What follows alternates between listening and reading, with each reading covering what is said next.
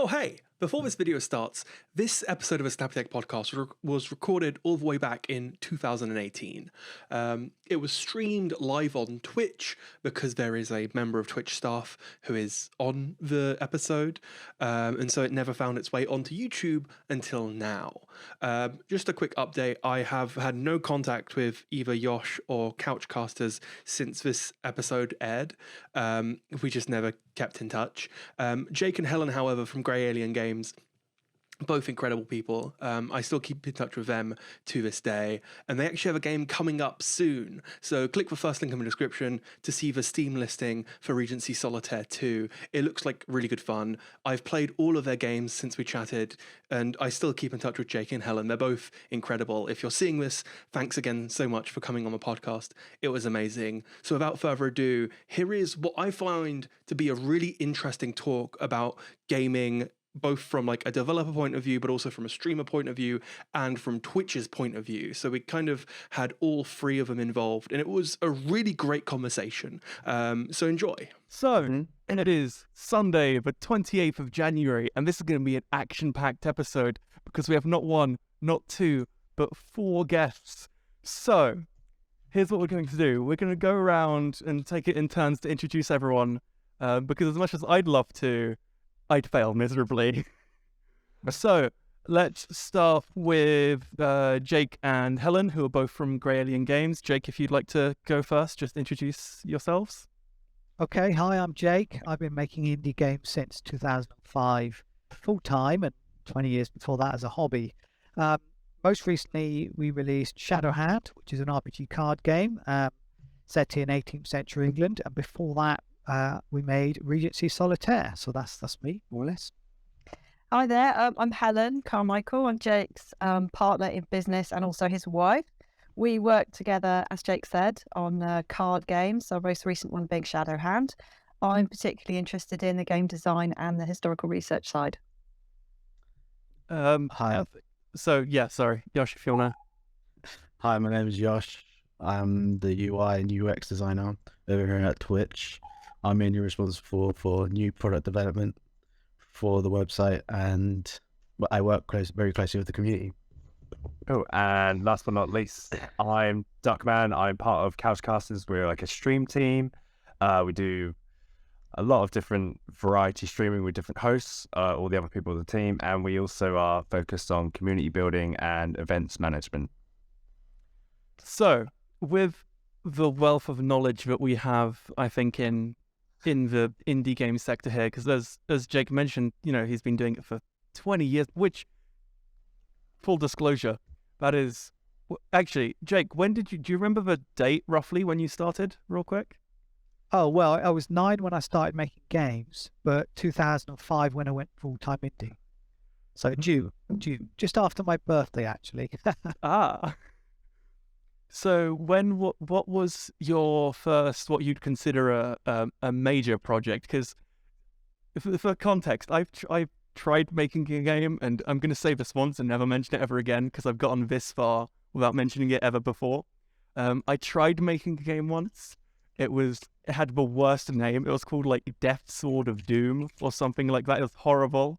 I spent all of like 2 weeks trying to make this game work. It was like a text-based RPG, I guess, for lack of a better way of describing it. It was horrible. So, you know, I look back at that, I'm just like, no. So what do you feel was the sort of the project that you went, you know what, this is something I could do properly full time? Okay, it was a game I was making part-time called Iron Fist, and it was like a kung fu platform game. Right. And I was actually having pretty good fun coding it in my spare time. But I was doing that after a full day's job doing business software. And I reached a certain point where I realized to do it justice, I needed to go full time. And so I talked to Helen about like quitting my job and going full time into to finish the game. And I did that, but I still realized the game was too big. And actually it never saw the light of day. And I abandoned it, and I made my first game, commercial game, Xmas Bonus instead, which was like a Christmas themed match 3 game, and kind of the rest is history. So yeah, that was my first serious project, I guess, which she's cancelled. Has there ever been a moment of kind of wanting to bring it back for you? Have you kind of thought about, just Yeah, plenty of times. I mean, I tell you why I cancelled it. Actually, the other reason wasn't just it was taking ages. It's just at the time, this was before Steam, before Xbox Live, and there wasn't a decent market for platform games, but there was for casual games. And I had to make a sort of sensible business decision because it was now my full-time job. But since then, I've thought about going back to it, but I have not really been in the position financially to give it the sort of love it needs, really. Maybe I will one day. So not really. I was just wondering on that. So I'm guessing you've got a bit of a back catalogue of a few games, or is it just the one or two? Because if you have, would you, like in the near future, would you want to release like your back catalogue of games, I guess? I've got definitely 11 commercial games I've worked on and maybe a couple more here and there. Loads of free games. But yeah, this game that it's not really worth releasing as anything commercial. This one I first started on, even though I spent months on it, it's not commercially viable. But it would be if I spent 6 more months on it, perhaps. I just can't afford to do that at the moment. I have a question. As an indie developer, you started from very young. So I'm pretty sure that you faced a lot of barriers and rejection. What kept you going? Yeah, I mean, it wasn't really called indie dev though back when I started, of course. But well, I kept going in the early days because games were expensive to buy, and my computer came with a manual, and I just wanted to sort of program it and learn it. So it was the love of programming and making games that sort of I enjoyed it so much, and I wanted it to be my career ever since I started. And that, I guess, it's just a sort of internal motivation that helped me get through all the different problems that have come my way and wanting it to be my lifestyle. That's it, really. It's just wanting it bad enough that I'll try and make it happen no matter what. So, but what made you not want to apply for a job with EA or Rockstar or one of the bigger companies and go out on your own and, create your own games? Gosh, I guess it's because I always was making games on my own as a kid. And yeah, I didn't really, when I did 9 years of business software, I was running a company and hiring people and managing teams and stuff like that. And honestly, that was enough to just put me off working in an office with other people. So I was like, I just want to work at home and make my own games and do that. And there appeared to be, an ability to do that in the mid-2000s and so on as an indie dev. It just suited me, really. So yeah, I guess, and I have worked in an office for a couple of years in Vancouver. I worked for Big Fish Games. And, there were lots of good things about it, but other things that weren't so good. And I just prefer working on my own. I say on my own, but it is with Helen. We work on games together. So, and that suits us. It would drive some people mad, but what do you think, Helen? Well, I think one of the first things some of my friends said to me when I said, "Oh, I'm going to be working with my husband," they said, "Oh my goodness, if I had to work with my husband, I'd kill him." And there seems to be quite a common sort of attitude that working with your partner or spouse isn't always great. But I think we've done okay. There've been a few slightly stressful patches, but we've got separate offices within our house, so we can go off and do separate tasks. I guess without always being in each other's hair. Come together to work on the bits that we need to cooperate on and collaborate on. So, yeah. I guess it's also you're able to work to your own design brief instead of having to work to someone else's. I guess that's kind of the pull of it.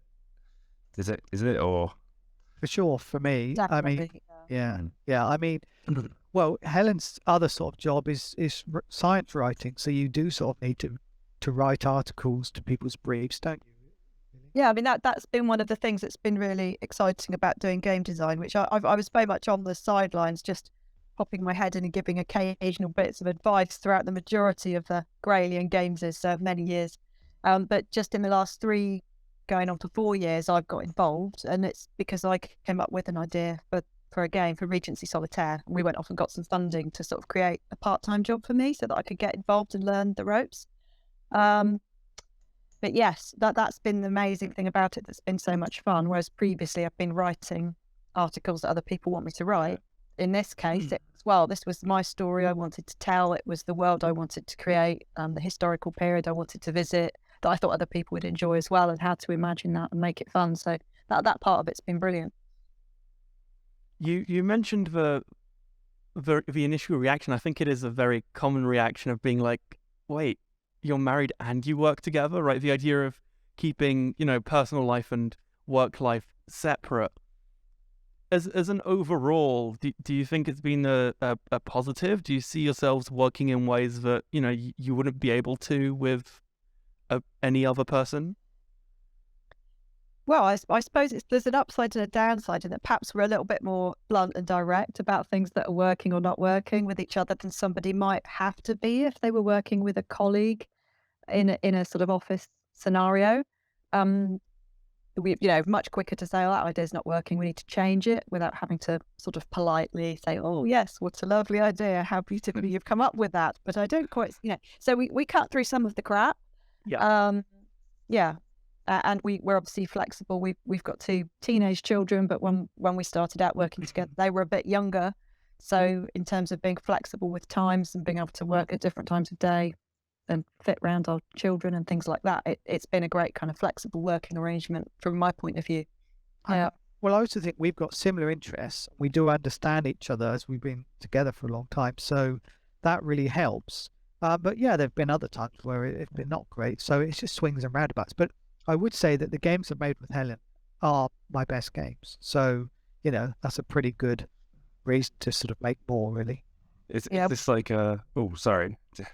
No, I was just going to say that we really did pick topics that we enjoyed. And one of the things that we like doing just in our spare time was going and visiting museums and historical buildings and, looking at old stuff from the past.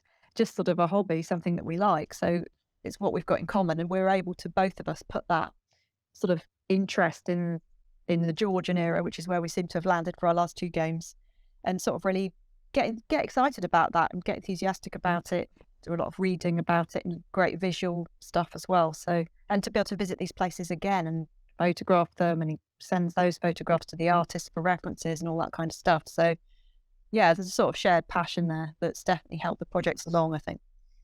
Well, I was going to say, is this like a common, like I'm proposing this question to everyone, is this a sort of common thing that is seen in the indie development community? Is it close-knit teams, very like, working together one-on-one, or maybe like teams of 3? And, do you need like some sort of, maybe, I don't know, community hub to help you all join together? Or Can I say something? But I'm outside of the box when it comes to the indie community. But during the year of 2017, I did a lot of research with a lot of indie developers, and what I found is that they are very close knit and they do work together a lot. But at the same time, they are working on different projects. So maybe they'll go to a pub, bring their laptops, work on their project, but at the same time be together. So, and I think that's really great. But at the same time, what I did find was that it is when I was trying to propose to them like some new ideas, like maybe some marketing strategies, it was a little bit closed-minded. I'm not sure if Jake can talk about something like that, talk about like how indie developers market their products. Well, I think the thing is, a lot of indies would honestly rather, this myself included, stay at home, code some awesome game, and somehow put it out there and have it magically succeed. But there isn't a magic, success button. And so the reality is, you do have to do marketing, but and you have to do a lot really, or hire someone to do it and make use of all the things out there. And it's really doesn't come naturally to a lot of us. That's all. We'd rather be coding something or drawing something or whatever, than doing that. Okay, some indies do seem to love doing the marketing stuff and are good at it. And you know what? They're probably more successful as a result of it. That's why you may have encountered resistance, is not necessarily they think it's a bad idea, just that they probably just don't really want to do it, but they know they have to, and then therefore they try to pick the things which they at least can have the most fun doing, or that they feel give them the biggest bang for their time. Well, I never. I mean, I don't think they resisted it. I thought it was more what I got. What I kind of got was they're very protective of their product. So like, when I was talking to them about Twitch and what Twitch streamers do and how they can help the indie community and their product reach more sales, is that a Twitch streamer like Gary could play the game and it could market their product, and more people would probably buy the game. Yeah, but then they were like, then they started saying stuff like, "Oh, we wouldn't like a streamer to play the full amount, like the full game, or can streamers only play 30 seconds of the game, or they were being being very selective of how the streamer should play it. Okay. Whereas I think a streamer should decide on how he wants to play the game. Yeah, I agree. And- Christ, I'd have anyone play my game for as long or a little as they want. More the merrier, frankly. You know, I think that's a big mistake to want your game limited. Christ, you know. Yeah, no, I think the only thing that would come in there is timing. So I think it's a question of having a good dialogue with streamers and getting to know them and get to know a bit about their needs. And you know, to make sure you maybe give them a version of the game in enough time for them to be able to play it and figure it out and make a few save games so that they can do a good presentation any way they want. But also to have that understanding that if it's sort of launch day, it might not be ideal to have the end of the game being streamed. So, but just to have that conversation, I think it's fine, and I think there's plenty of ways around it that would provide great material for streamers, and also, you know, give those indies a bit more exposure that many of them really do need. Yeah, well, touching base on just like the previous conversation in this one, that's what I was getting at is, do you feel that like maybe streamers or maybe Twitch per se and the indie developers themselves, do they need to kind of work together more, maybe network or have a networking hub built in somewhere so that they can then have this conversation and be like, I'm an indie developer, I'd like my game put out there. I'm not very good at the whole PR thing, but because you're a streamer, you've obviously got some contacts, you've got some PR material, you know, you've got experience in it. Could you probably play my game? And then we'll chat through it all, how we're going to do it. And then, you know, set, you know, the guidelines of, like you said, don't show the ending if it's launch day, because, you know, that would be horrible. That would just completely deflate the game for everyone else. But, you know, just, do you need like a hub maybe to do that? Oh, I think that sounds extremely positive, just based on, you know, as you say, going back to your original points about how indies do meet up in pubs and at conferences and things like that and have a network among themselves.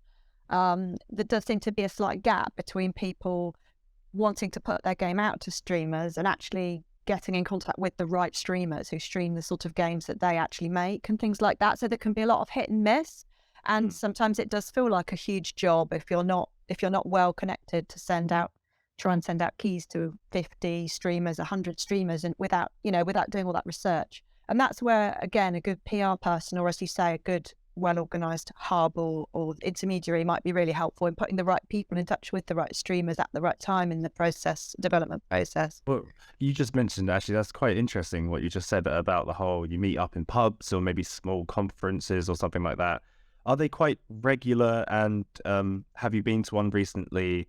And what was kind of maybe the vibe there, and also what was kind of the capacity, like the amount of people who kind of showed up? Well, I can definitely speak Yeah, to you've that. been to the most recent, haven't you?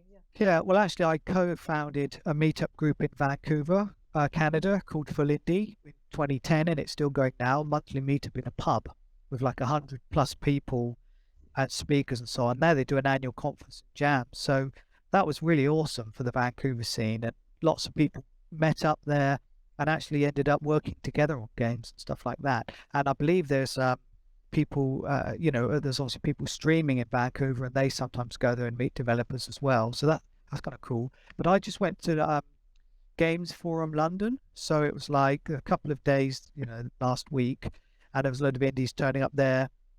And the talks can be useful. It depends where you're at in your career as to how useful, but mostly it's just like hanging out and drinking tea and talking to people and meeting people. You might meet publishers, other indies which you share information with. Mostly at the moment, we're all kind of discussing the state of the industry and trying to figure out, is the industry overcrowded? What can we do about that?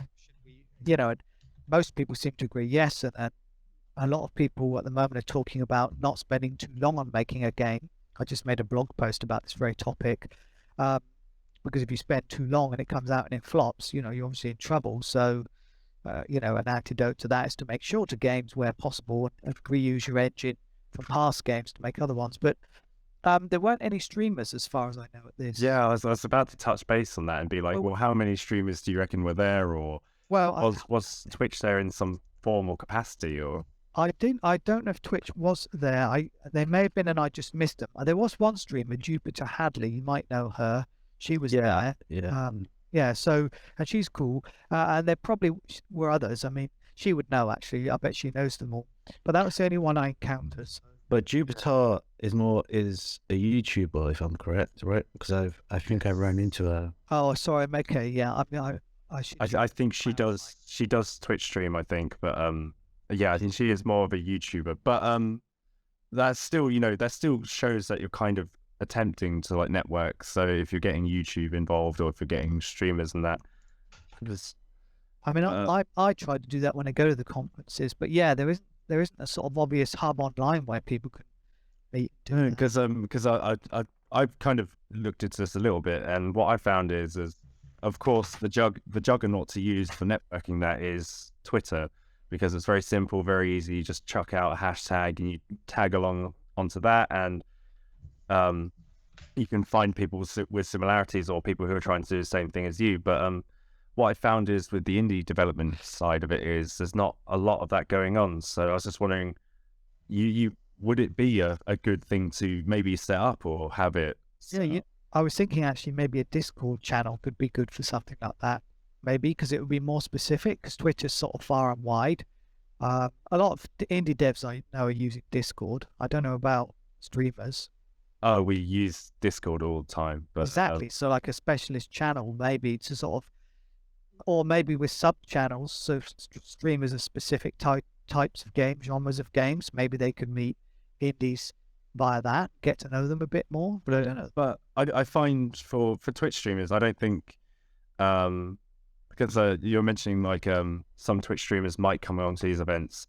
I think it would be quite good to maybe just open invite Twitch streamers as a whole, because maybe even if like let's say you've got a Twitch streamer who really likes to play first person shooters, like current ones, there's nothing to say that they don't also play indie games and wouldn't want to experience streaming indie games. So I think it'd be quite good to give them a chance to do it, because maybe you know more about this, but a lot of press often get free passes to such conference. Like the indies end up paying, but often you can get a press pass.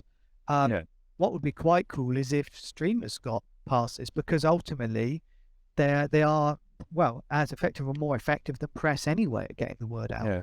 Well, I think a lot of streamers.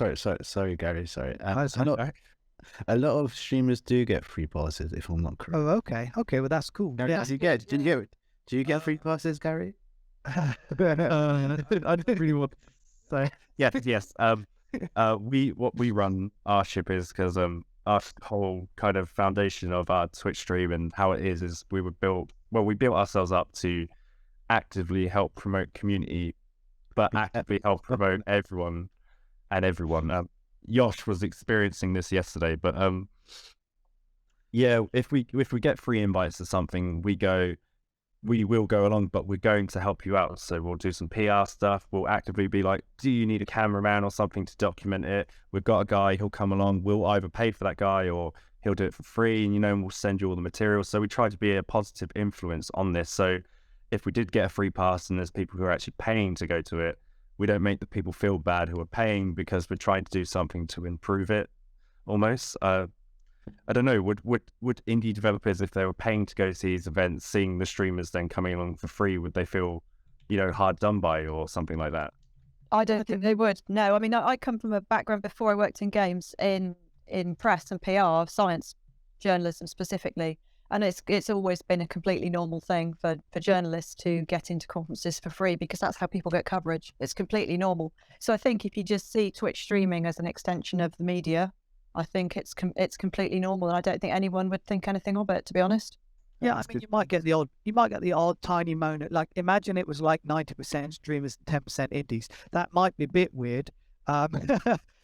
so if people were trying to meet other indies to talk to about that, but you'll always get a few complainers, but ultimately I don't think it would be a bad idea if the balance was good. Well, as I said, we're hearing that indies want to get their word out to more streamers anyway, as a form of publicity. And perhaps some of us don't, have all the connections that we could have or quite understand the path to doing that effectively. So I think it's win-win, really. Well, would you want like a large scale? Sorry, Josh. Would you like a large scale sort of event maybe created, like one that purely focuses almost on networking? So we take aside all the talks and everything like that, and we put it more into proactive community. We put it into more. We want people intermingling.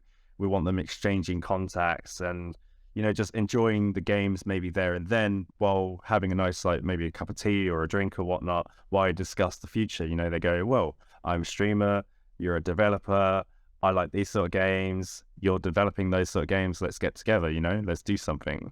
I think it sounds definitely sensible. I mean, there is TwitchCon, right?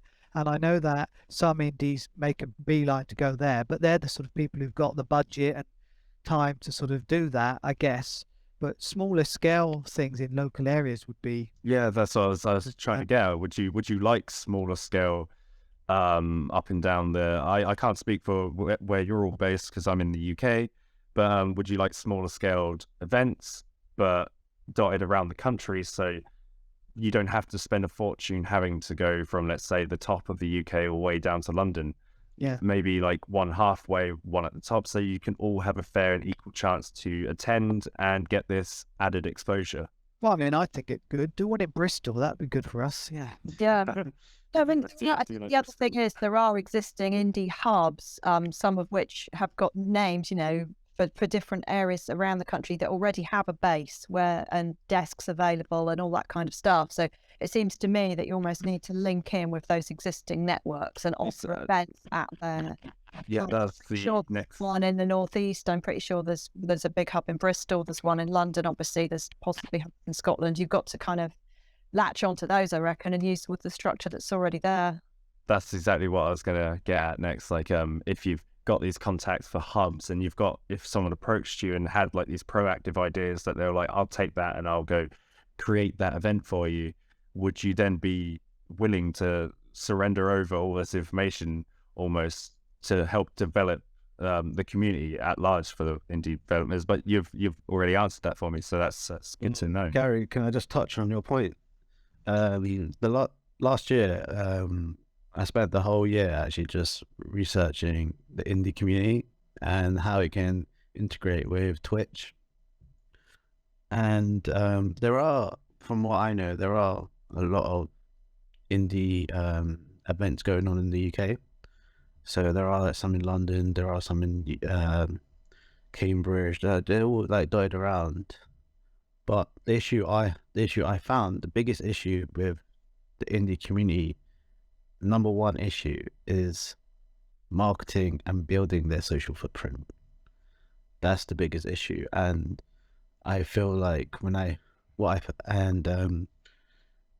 just feel like it's very personal with they're very personal with their product. Yeah, it's more like a piece of art, isn't it?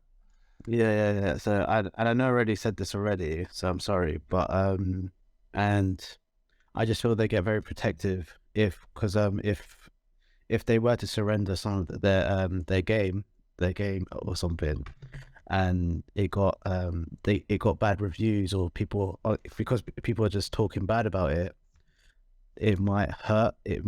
That's what they don't really want. Does that make sense? Yeah, although I believe that, to be honest, even if somebody covers your game and doesn't think it's great, there's a whole school of thought, just like it's still coverage. Some people watch it and go, actually, you know what? I want to play it. I will like this. I know I like this. So I'd rather my game is covered, full stop. Yeah, there's like all news is good news in a way.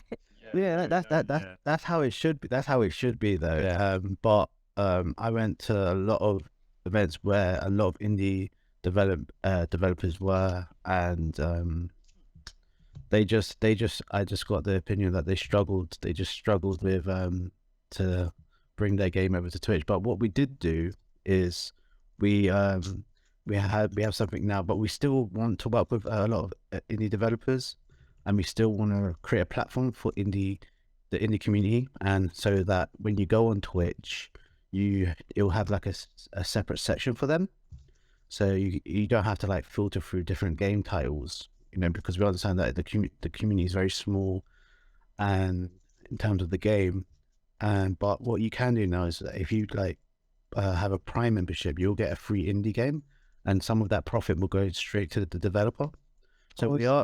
So we are working with them, but it's kind of like, but it has to be a two-way kind of relationship, if that makes sense. So they have to work with us, and it's a little bit of a struggle because the indie community already have their kind of culture, if that makes sense. They already have their way, and we're very, I don't know.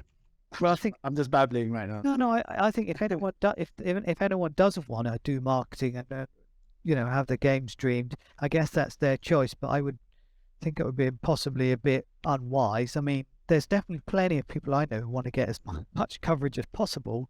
So, however, in terms of like giving away a game for free, okay, that's the sort of thing which might make some indies go, okay, or you say giving away for free, but they get some kind of rev share. That's the kind of thing where some people would just do it, and other people would be very cautious about that. They'd be worried about cannibalizing their sales. So they might ask for something like some upfront fee. So, if you said, I expect we could get X coverage for you and it would generate Y dollars, they would say, well, the smart indie would say, well, give me that Y dollars up front then if you're that much positive about it. And that's the sort of thing where maybe some people are a bit more cautious about, like putting their game in smaller bundles. Like most indies will stick their game in the humble bundle if they're asked, but they're a bit dubious of smaller bundles. I know Twitch isn't like a smaller bundle, but there is this cautiousness. You've got to be cautious with something you spent so long making that it is going to have a multiplier effect. Yeah, I totally agree. I just think the word free shouldn't really be thrown around in this idea, because I think it's not for free. It's if you were to offer your game to a few streamers, maybe to put it on Twitch, it's they're not getting it for free almost, because the Twitch streamer then has to work it, has to stream it, so they're putting their hours out there. Yeah. And then they that's why I explained to some of the sorry to go again, but that's why I explained to some of the indie developers who I met. I explained to them that if they were to play your game, they're actually probably losing money in terms of like, does that make sense? And I agree. I agree. I mean, yes, any number of streamers can have my game for free. I wasn't clear if you meant if people subscribe to Prime who are watching but aren't streamers, they'd get the game for free, and that's the bit which might. Oh, okay. No. That you didn't mean that, or did you? Because that's a bit that something. No. Well, if you subscribe to Prime, it's like they basically, you would have a contract. We have a contract with the developer, and I'm not sure how much I can say. Oh, okay, we don't. I guess but yeah, you would have a contract, and a percentage would be given directly to the developer. But most of these games are targeted towards very up and coming indie developers. So it will be their first, second game, and they're trying to get their foot in the door. So it wouldn't be their like fifth game or something when Oh, so, okay. Well, that's like us then. We've definitely. Yeah. Well, I still want some Twitch love, man. Even Wouldn't we all? Jake, if you sound like a person who would be more inclined to finding like streamers like Gary to play your game. That would be more like going through the Twitch Prime contract would probably not be ideal for you. Yeah, you're probably right. Yeah. But a streamer would probably be much better for you though. Yeah, this is why I was getting at this whole hub idea, or maybe like hubs is in like an event maybe, so you can fine tune who you're looking for, and then you offer the game to them for free to play. They play it, and from it you get the active, like the PR material. You can splice it up, you can share it, and then they might get added revenue. And so like, I don't think there should be like a whole thing, oh yeah, you can get my game for free, but I want this fee. I think it should be like a community thing. You all go, well, if I do this, we both get added exposure out of it. We both get to grow together. So I think Yeah, maybe, sure. I only meant the fee thing if because what sometimes happens is this, for example, you get someone like Samsung come to you and go, will you, put your game out or enter this competition or do something or the other, and they're basically trying to big up their own platform at the expense of indies. And so that's the sort of thing where you should request a fee when you've got a major corporation trying to get something from you for free, but not at all in terms of streamers. I would never charge a streamer a fee, never ever. I'm talking about corporations trying to set something up. Sorry, Ellen, was you going to say something? Well, I was just going to say, Yosh, based on what you were saying about the fact that you are literally trying to get people who are trying to get their foot in the door in the industry, and it is maybe their first or second game. That sounds, I'm guessing that those are the people you've been talking about. So it seems to me a little bit chicken and egg, like the whole reason they don't seem to understand, perhaps as you were hoping, the benefit of marketing, the benefit of streamers, the benefit of getting any coverage they can get, and all the rest of it might literally just be down to inexperience. That's a good point. I mean, people like us have already banged out quite a lot of games or are quite far on in our careers. I mean, I'm not sure. I'm not sure. I was working very closely with a guy. I'm not sure if I'm going to release his name, but the title of the name is going to be BFF or Die. I'm not sure if you guys know that game. Have you ever heard of it? I think rings a bell. That rings a bell, yeah. Yeah, BFF or Die, and we were very interested in that game, but he was very difficult with Twitch in terms of how players will play his game. Okay. And so it was just a little bit, but I don't know, but I found that with numerous people that I contacted or I came into contact with, and I found it was a continuous thing. And yes, the people who are on their first or second indie game, they're not very experienced in a lot of areas when they're publishing or marketing and all that kind of stuff. But it does transition into more experienced indie developers, and they're more segregated in terms of the gaming community, for example with events and all that kind of stuff like that. Yeah, from indie developers that I've chatted to, and my experience is that yes, it is kind of like that. But for you, Jake, talking to you now is quite refreshing. You're very impressive. You're seeing you're kind of on the same wavelength as I am. So with our group, we're all about with the Couchcasters, we're all about building community, and it's quite nice to hear someone who accepts that they want to do this whole community building with Twitch streamers. So it's quite nice because it has to both be mutually beneficial. So yeah, and moving with the times. It's exactly. Like things have changed a lot since I started making games. People used to sell games on a site called download.com, which you've probably never heard of. But download.com, download.com was the biggest website you could sell your games on, right? It was as big as Steam back in the day. Yeah. And so this is how things change, right? So one thing that I found early on with Regency Solitaire is we were talking to a guy called Nelson on Twitter, and he seemed to like our stuff. And he put me in contact with loads of streamers, and they all covered our game, and it was really good. So really good for us. And then that panned out to more people. So sometimes you get, I think they're called mavens or something in some networking term, but somebody who's really well connected to all these other people, and they can really help indies out when they see something special that they want to help the indies and they want to help the streamers. So yeah, more of that, please. Yeah. Well, I was just thinking, we've all been chatting in, we've all got our own views on the indie development and Twitch and that. And I was just wondering, George, have you got any overview of it or what we've kind of gone over so far? Yeah, I do really want to quickly throw in this point as well, that from what I've seen, the issue I've seen a couple of developers raise is that it can sometimes be hard to tell whether someone is actually a streamer or is just someone looking for a free key. Yeah. That's a good one. Oh yeah, this came up as well. Yeah, I've got. Yeah, no, I've heard this once before. Yeah.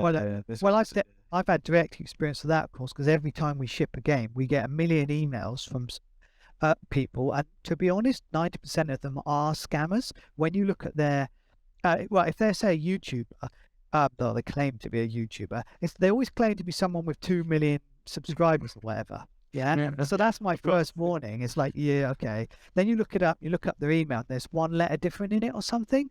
And also, they're never asking for one key. It's always like 6 keys for them and their co-workers, friends to play it or whatever.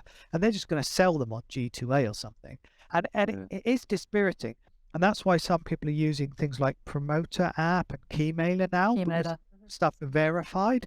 But one big problem we get is, this is something all Twitch streamers who stream games should do. You need your email address on your page somewhere, so that when we get an email, we can check it's actually you. Because I go to people's Twitch streams and I just cannot see any like form of contact info, and I can't verify it's really them. And then I'm in an awkward situation. Does this streamer miss out on this opportunity, and so do I?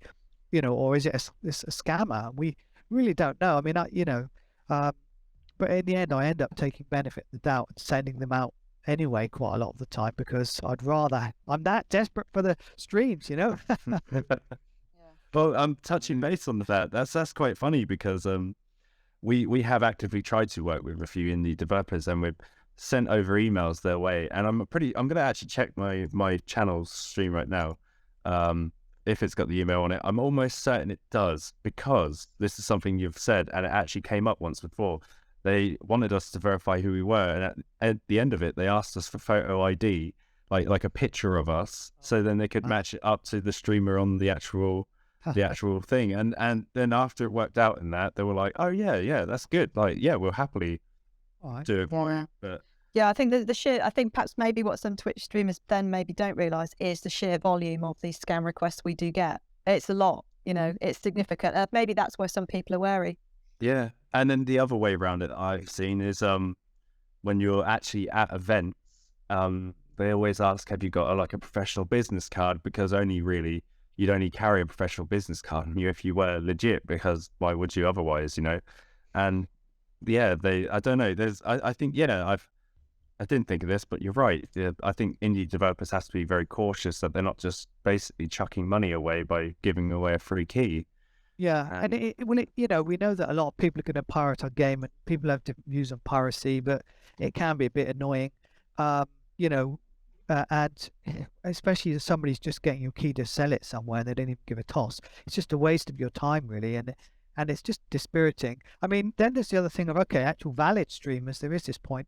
Valid streamers, maybe just getting your key, we can see via Keymailer. Some people have played the game 20 hours according to Keymailer, but there are no streams. And then we're like, oh, that makes us a little bit sad, because they've had a key, played it for whatever reason, decided not to stream it. They may have their own reasons, of course, but we know they've done it. That's a different issue. Well, I recently watched a streamer, and she was streaming an indie game, and part of her gimmick to make more people come watch it was giving away 5 free keys for this very game that she was playing. And it was a very interactive game. It was like a kind of like a MOBA, so like arena base, 5v5 and robots. Right. And while she was doing it, they kind of made her look really bad, because they actually didn't give her any more stream keys to give away. So people were like, oh, when can we do the competition? She was like, I'm waiting for them to get to me. And I think it's maybe because at the last minute they didn't believe that she was actually a streamer or anything. So I can that's horrible. That. Well, I can comment on that. And there's we get other emails saying, I got an email the other day saying, would you that's a loud phone. I got an email the other day saying, would you give us 30 to 40,000 of your keys so we can do a giveaway to our community and you'll get exposure and stuff like that? And it's like, oh my God, no indie will ever do something. No. We get all these requests for giveaways all the time. And the problem is this, I'm not being funny, but if your stream has got tens of thousands of people on it, a giveaway of 5 is fine. But if you've got 20 people watching and a giveaway of 5, it's like, it isn't good marketing for an indie. That is just giving your game away. So they have to be realistic about it as well. And we get so many requests that, it feels like just throwing money away sort of thing. It's a tricky one. It is a tricky one. But indies aren't as positive about giveaways as streamers, because a lot of people clearly use giveaways just to build their audience on Steam. They have Steam communities on Twitter and on streaming. Giveaways get people in. But if the net result is nobody actually buys the game, that's not so good for the indie. No. It's benefits the streamer. Yeah. So I say there's some balance needs to be worked out there. It's a contentious topic. I mean, some of the other nice things we've done on streams actually is we've been invited on the stream as well. And so then we've been chatting in the comments, or maybe have been having a chat with the person who's streaming, and then they've said, oh, let's do the competition, and we've been able to give them the keys, and it's been a bit more interactive with us as developers, and people have been able to ask us questions and so on as well. Well, this is not quite directly with indie developers, but some of the brands that we work with, we have actively said to even heighten it even more is to do that. We invite them on the stream, and we have some upcoming things where people who we work with will be actually on our stream, so you can firsthand talk to these people. So if you were to do like maybe the first unveiling ever of like your new up and coming indie game, and you've got the developers there, that's that really unique insight that it's a one of a time opportunity. So it would be a really cool thing to do, and you just got to get to that point, and you've just got to have like the verification that these streamers are legit and they will actually, do what they're saying and pull you onto that stream. Yeah, I've got no problems with legit streamers. I just have to filter them out. So get your emails on your Twitch pages, please, everybody. Yeah. Well, now you've said that. I've checked my own pages, and it's not on there. So and your Twitter handle. I mean, your Twitter handle's probably on there, but the point is we get most key requests via email. We don't really get them via Twitter and stuff. Yeah. But what is, can I ask Jake something? What is a legit streamer in terms, or what is your standard? Because I think a bit earlier you said you get an email saying this guy has 2 million subscribers or something, and what would you consider? What kind of streamer would you consider a legit streamer? Oh, I literally mean someone who does actually genuinely stream. Okay, I'm not trying to make any qualitative assessment here. I just mean we get emails from people who don't stream who are scamming, asking for keys. So I mean legit as in. Would you give your key to someone who doesn't necessarily have a big following? And I do personally, because I think everyone's got to start somewhere, and you want to encourage them. What I might not do is give that person 5 keys, right? That's of course. But I'll give them a key to get started with. The other issue is maybe you get an email from a streamer and they only do like Overwatch videos or something, and you know that they're not going to make a video of your game. Probably. I mean, they might do, so there's always a chance, but they're probably not. And then what are they doing with your key, sort of thing? But this is the thing I was touching base on earlier, is that maybe you need this community hub where you can meet up and go, I'm an Overwatch streamer, but in my spare time I love to play indie games and I want to branch out, be more varied. And then you go, oh, cool, that's great. So I'm getting someone who gets a lot of viewers, a lot of viewership for playing Overwatch, and he's going to transition over to something else. It'd be great if they did, yeah. But Karen, I was going to say just something to do with the numbers game as well. You touched on this idea of how many followers a streamer actually has. And yeah, totally, it's fine for indie developers to give their keys to people of all different scales. But if you are talking about having a community hub or an event or something like that, it would be really nice if you could bring in one of these really large streamers who has got a massive following, and maybe they're your speaker. Maybe they're the person who comes in and does a 10-minute talk about how to get their attention with a game or something like that. Because I think, just as your streamer probably wants to get a really good few selection of games to play and to have that opportunity, likewise, the smaller indie developer wants to feel that they're in with a shout of possibly getting covered by someone with a huge number of followers. So I think it can work both ways. It's true. That's very interesting. I have to be very cautious with how I word this because of for very legal reasons. Okay, I've been working with a lot of developers, indie developers, and the games that are being developed right now are specifically designed for Twitch. Yeah, that's smart. So, would you guys be interested in something like developing something like that? So, and the games you're going to be able to play it through Twitch chat. Have you ever heard of something like that? Oh, okay, yeah, I have heard of stuff like that, but they obviously you're going to have to use a specific language and output in a certain format and make sure the game's playable for that. So, okay, yeah, I have heard about that, and those could go big with the right games, obviously. That would be the hope. But I mean, there's the other aspect, which is some indies are developing games from the outset, which they know are conducive to streaming, right? Yeah, some games. Because there are ones like some games are going to be designed so you can play it through the Twitch through commands, Yeah, And then there's another side where Twitch, there are going to be games where it's specifically designed so it's going to be so appealable for the Twitch community, because Twitch is a community-based platform. So yeah, it's definitely wise. And so some games just work and some games don't work.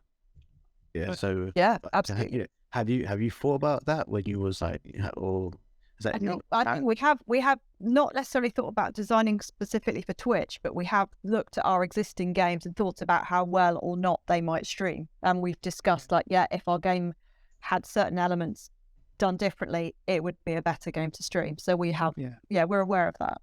Like I'm friends with the guys who made Darkest Dungeon, and that was really good for streaming because it was a roguelike, right? And the same with Crypt of the Necrodancer. You know, they're the sort of games which had a big community on Twitch because people could play them over and over, and then, you know, every playthrough was different. And certain, you know, especially games, well, what that Bennett Foddy's getting over it's big for streaming, isn't it? Because everyone can have reaction videos and stuff. So I go, "Ah." So there are definitely some games almost made for it, and I guess ours haven't been so far. Maybe they will be in the future. I still think they're interesting for people to watch for a certain audience, but they're not as obvious Twitch bait material, you know. I think the game that comes to mind when talking about, you know, made for Twitch is probably Cluster Truck, right? Oh yeah.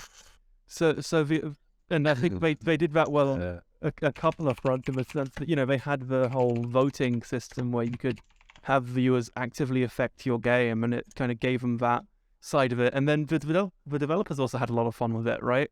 If they saw that you were streaming their game, they'd come in and sort of take over your game and affect parameters themselves as well, and have that. And so, sorry, go for it. Oh no, you continue. And it's you know, that suits, you know, a platformer more than it does a game like Shadowhand. But, you know, the idea of being able to, you know, turn up and, because you know someone's streaming, maybe, you know, play with their game in the background, and they then get that reaction of, oh my god, this is crazy, you know, it's being controlled by the developer. And it's you know, I'm looking at a video right now, and this video has 2 million views, and it's titled "When the Dev Team Invades Your Cluster Truck Stream," right? So there's a bit of novelty to that, to the idea of, you know, that someone could turn up at any point and something completely random will happen at your game. Yeah, that's pretty rad. One of the games that I stream quite a lot, and one of the other team members on ours, is a game called Clone Drones in the Danger Zone. Has anyone heard of it? No, I haven't come across that yet. Look it up. It's an incredible game where it's arena battles. So you do level 1, level 2, level 3, and you see how far you can get. You drop in and you have to sword fight people, and it's very comical how it's set out. But everyone in the Twitch stream can drop enemies in, they can drop enemies out, they can do all sorts of stuff. They can give you extra lives. They can bet on you if you can lose or if you're going to win, and stuff like that. And they're always developing it. And they've actually made a hub now in the game. So you can click on this hub and it takes you straight to people who are streaming that game, because it's meant to be interactive. So you either stream it yourself or you click that and you play along with another streamer. And I think these sort of games work really well. So it's indie developed, small team, but it's got a very high output because people just want to, you know, just play along, you know. They don't have to just sit there and watch you. I just want to add on that. We did some research here at Twitch, and we wanted to know why people actually watched other people play games. And the research found that it was not before to like learn how to play the game. It was for that sense of community. And games that offer that as well are much more successful than games that don't. Yeah, because it triggers something in your mind, in the brain, and so yeah, I feel like that's the games that should be streamed. That's the games that should be designed, and that's the games that work for Twitch, because that's why people come to Twitch. They want that sense of community, that sense of belonging, a sense of appeal. That's the appeal. Definitely, because some of our more successful streams are the ones where we do the community interactive ones. And we've also done other things on our actual channel that create this whole interaction. And from that, people have tuned into our stream and they've gone, oh, we really like these guys. And then we have like all our extra additional stuff, so you can then come on our Twitter, they come onto our Discord. And now we've got people who have been with us for months that we've played with, who we've never even met, and they're halfway around the world. And so the sense of community and finding like-minded people is a definite win. And if you can translate that into a game, then the game will sell, because people will then want to pick it up and either be successful as the streamer of it, or pick it up and give it a go themselves and play it along with the people that they've met.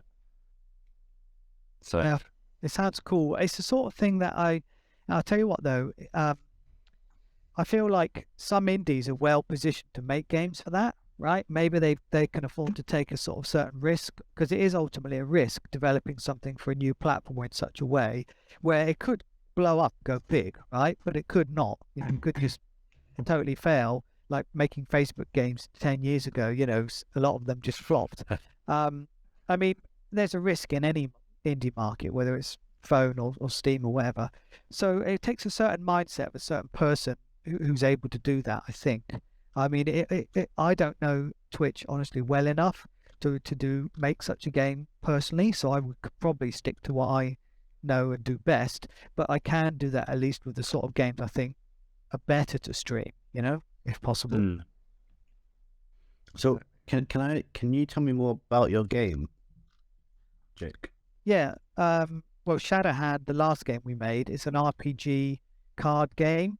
So it's a weird thing that's never been done before, where you play a sort of modified solitaire in turn-based combat. So it's like combat solitaire against enemies. So you sort of like, if you play the cards well, you charge up your weapons and attack the enemy, and then the enemy AI has a go and then attacks you back.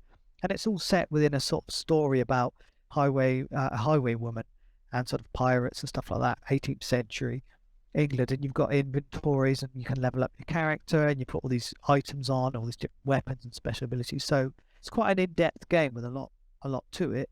But it's more sort of a thoughtful game, because it's turn-based. It's not so actiony, so it's not going to elicit as much sort of, oh my god, look what just happened to me reactions and stuff, To be honest, though, these sort of games work really well on Twitch, what I've seen. If you look at games like Hearthstone, where it's very turn-based, can be very slow, there's nothing really going on.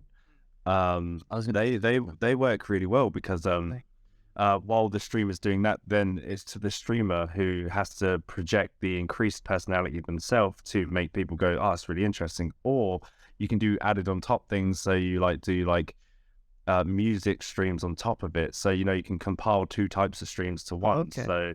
So then that's what I'm saying, like if you find the right streamers, they'll go, oh, that's a really good turn-based game, I love that per se. Not sure if my viewers will be 100% interested. Hopefully they will be, but if they're not, we can do another thing on top of it that draws them in, so they can select all the music and that, so it's a real chill stream. And then people go, actually, this game's really good. I love it. Like, I'm going to get it myself, Well, we've seen some streams. You're right. If the person, some people are really good at explaining the game and they're thinking, and meanwhile, they're looking at all the comments on the side and interacting with their viewers. And that is actually really cool. And the game's kind of pottering along in the background, and they can drop into it or out of it as suits them. What doesn't work well is when someone plays it and just sort of reads the numbers out that they're clicking. They're going like 3, 4, 3, 4, because that's not interesting for anyone to watch. So I guess it is down to literally the talent and cleverness of the streamer. Yeah, totally agree. I mean, we've had a couple of really good examples. So one streamer who did quite a fun stream is just called Indie, the Real Indie. He did a really good stream, and it was good in that he had competitions going on at the same time. He was chatting with people who were dropping in. He had us live on the stream, both of us, so he was chatting with us about things that were going on in the game. So yeah, he really managed to make much more of a show out of it, and it was much more sort of a media event. And another really great streamer was called Crane, and he broadcasts in French. And he seemed to do a really good job as well. And although my French wasn't quite up to interacting with him live, I was able to join the comments and chat as well. So that was pretty good. Oh yeah, that was another thing I was going to touch base on. Even if you can't be there, you can be floating in the chat and offer, like you just said, offer comments, offer insight, and be like, oh, he's just done that bit, but did you know if you did it this way, something else might happen? Yeah. You know. Yeah, we absolutely do try and drop in if we hear that something's happening and we're free. We try and pop in even for a few minutes and just say hi, we're developers, anything you want to ask us, and maybe comment a couple of times on a few turns they make or something.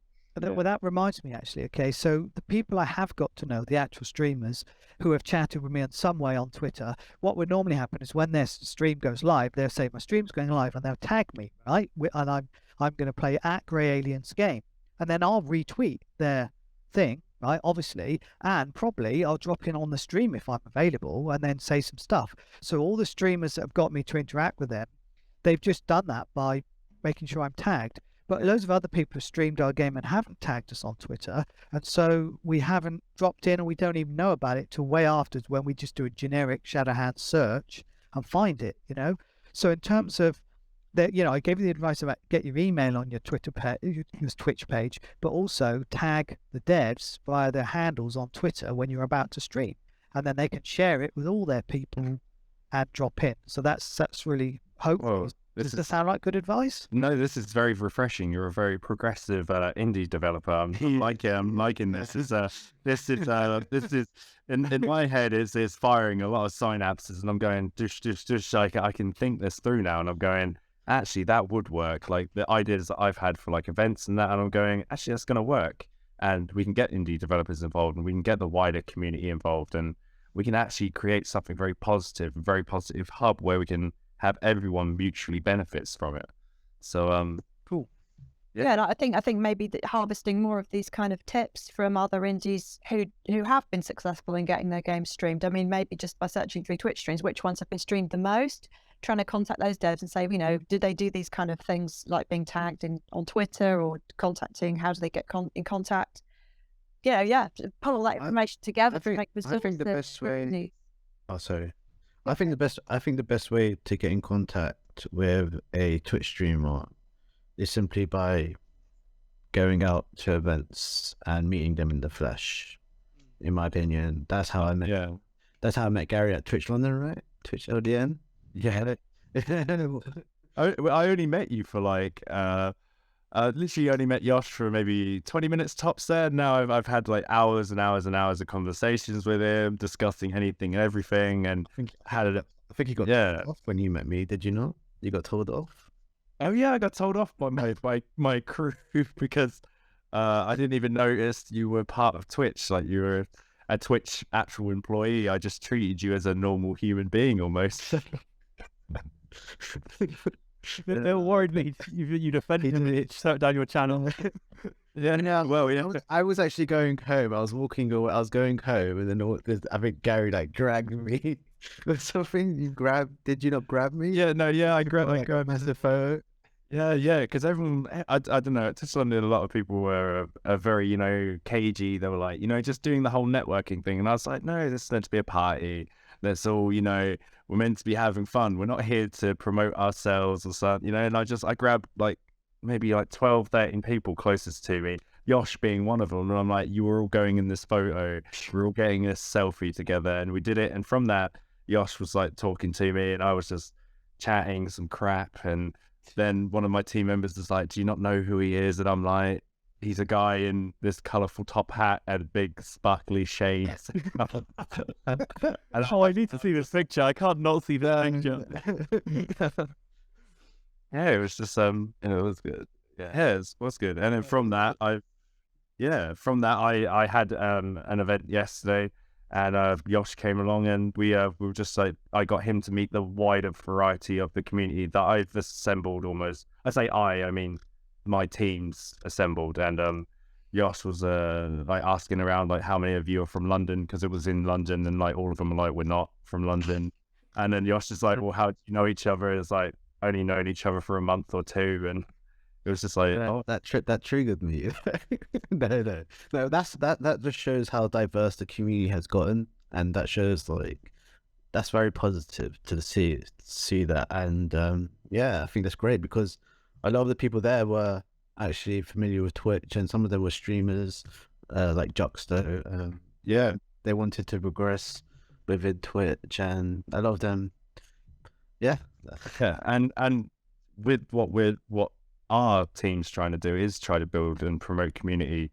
And we've not been doing it just for the Twitch broadcasters per se, like just for the streamers. What we've been doing is working with people who have their own games, or people who want to get into doing filmography or photographers themselves. And we've been thinking outside the box and thinking, what else do people want at these events, or what do people need to get experience in? We've been trying to offer it to them. So we had like cosplayers as well at this, and it was an esports event. And what we've been doing was like compiling everyone together, like people who usually wouldn't get invites or exhibitions at these events. And so maybe the next one we throw, we will have like an indie section, but what we won't do is actually create an indie section.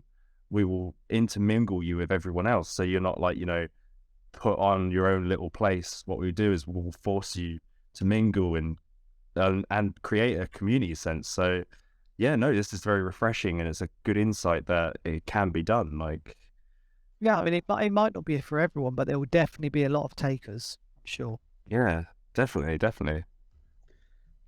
But yeah, I think diversity within the not just the Twitch community, I think the gaming community in general would be very good, because just having, like, I think that's one of the reasons why Twitch included Twitch Creative, Twitch IRL, Twitch, and all that kind of good stuff.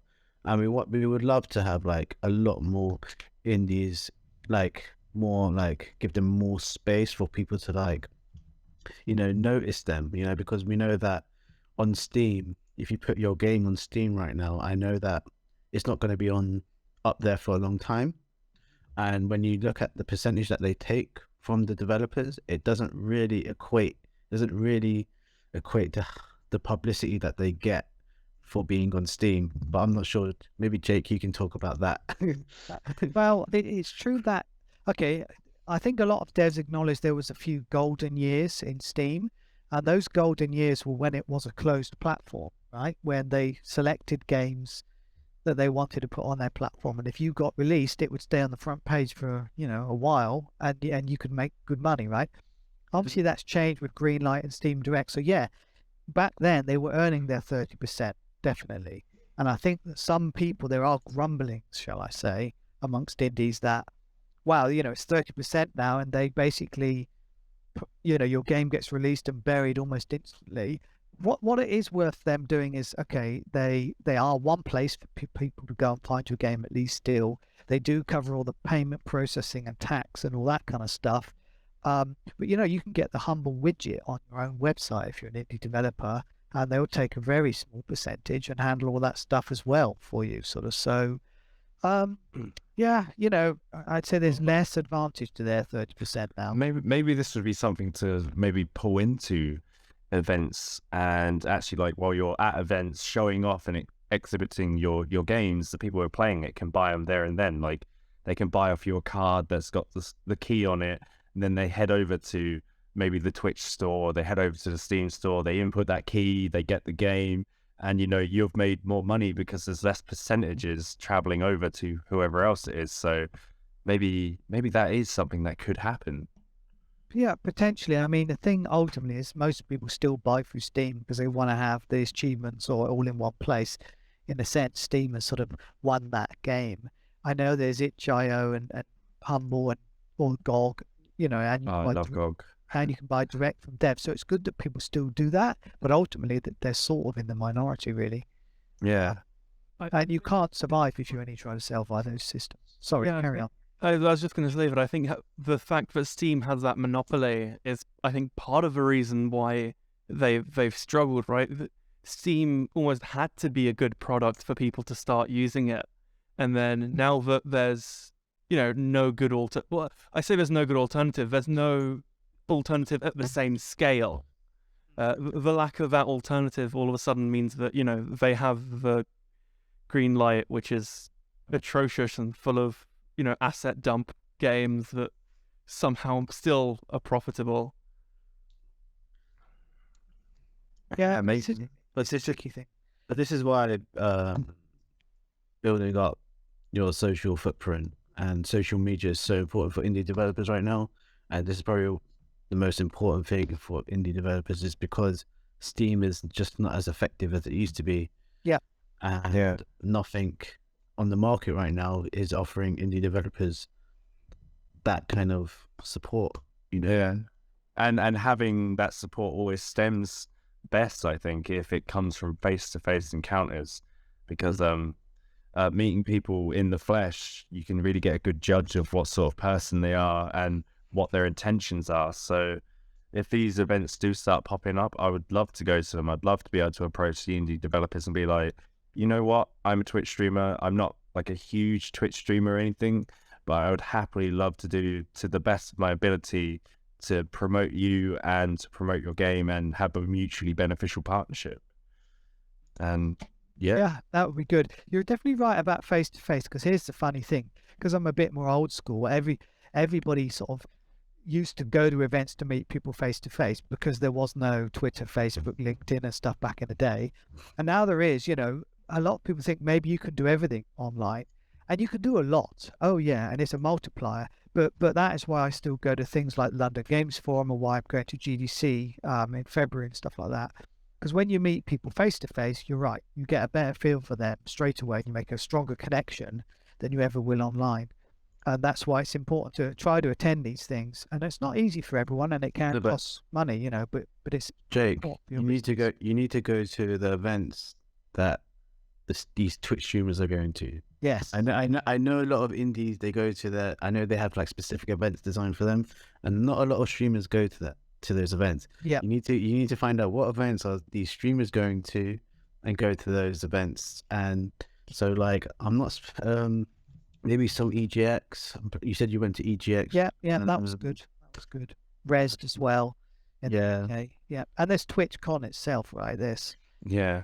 But TwitchCon is too big. You need to find Yeah. the smaller ones because so you can Yeah. interact. You can interact with them a bit in a more personal level, so they can get a feel for you. You can get a feel for them, and they can really touch base with you, and they will really sell your product. So Yeah, you want the not large scale, and you don't want the small scale. I think an event like what we had like last night would be great. You know, or like I know there's a Game Blast coming up in Cambridge. Jake, are you familiar with that Game Blast? No, I am not actually familiar with that. No. There's Game Blast 18 up in Cambridge. I think a couple of streamers are going to. Actually, no. Yeah, I think a lot of streamers are going to go to that. So it might be great for your. Yeah, I think there's just a lot of events that are kind of designed. I mean, well, not designed, but a lot of streamers go to it, and it'll be much more better to network with streamers. Well, it sounds like it'd be really good to have people like yourselves broadcasting that really clearly, messaging it to the indies, via social media and so on. It'd be great to have you putting out tweets that say, hey, any indies in the Cambridge area, this is happening on this date. There's going to be streamers there. This Come and is meet a great us. opportunity just to really spell it out to them, what's on offer and what's available to them. Because I think is, for many of us, it can be a little bit mysterious. There's some events that we go to, that we have attended to Resd and so on, where we know that's a good connection. But others, we're a little bit in the dark about. Yeah, a good one near you, like you mentioned, your Bristol way, just across the water in Cardiff, because I spent some time there. I know they have it's not huge and it's not small. It's the Cardiff. They have the Comic-Con that they have there. Okay. They also have a Gamescom as well, and I've been to both, and they're very good. They're like they're very, it's all right to talk to people. It's all right to hand out business cards, get to know who they are, and that is they're very more hands-on, interactive. And so if you had an exhibition there, you're going to get more chance, I think, of capturing people, to be like, oh, I really like your game, I'm going to go out and buy it. Well, if you did that at TwitchCon, I think at TwitchCon, most people are there to see the, let's say, Twitch celebs in a way. Oh, okay. Yeah. You might just get thrown under the bus if. Right. I had an idea actually. See, a lot of the problem with these conferences, if let's say an indie wants to go to Resd or EGX and get a stand and do all that stuff, that's going to cost you several £1,000, £2,000 probably, minimum. And that is a lot of money for an indie to go to, in the hope of getting some streamers come by, right? So what would be really good at some of these events is much more of almost like indie Twitch speed dating. So, or some kind of event where, you don't have to get a whole booth and set it all up and do all this mega expense, but you buy a ticket to the event. That's what you do. You turn up, and then it's like maybe you've got your game and you can just demo it for 5 minutes to a streamer and say, this is who I am, this is my game. Is this the kind of thing you'd be into covering? I don't know. Would that sort of thing work, or just... Well, what we did at Twitch LDN is that I'm not sure, Gary, did you notice that there were some indie games over there? Did you know? Yeah, no, I did notice those. What? Over by the sofas, that bit.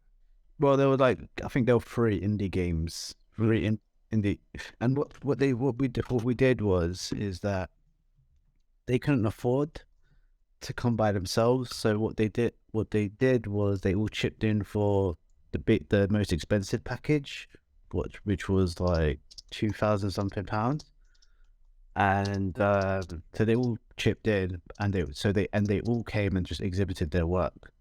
Does that make sense? Yeah, it's like an indie gamer conglomerate.